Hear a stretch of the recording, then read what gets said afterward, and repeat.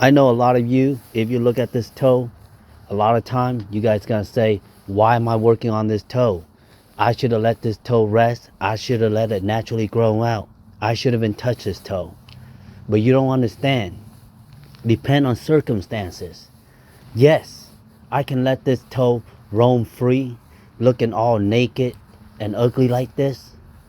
But you gotta understand, some lady, they gotta think for their man. They can't just think for their toes. Their man at nighttime, giving them back rubs, foot rubs. And in the moment he get to this toe, he doesn't want to see that toe all dark black staring at him, goo and everything. That's why we gotta put up with tips, man. We gotta make this toe look temporary, suitable, presentable for the man.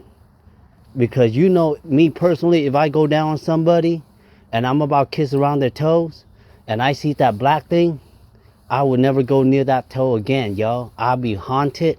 So that's why I gotta hook this lady up. Gotta hook this client up for real, man. Imagine with this toe, her man can suck all he want and he wouldn't even know what's wrong with that toe. Only us nail tech know, because we did that. We saw that. You know that toe right there is ready like a lollipop.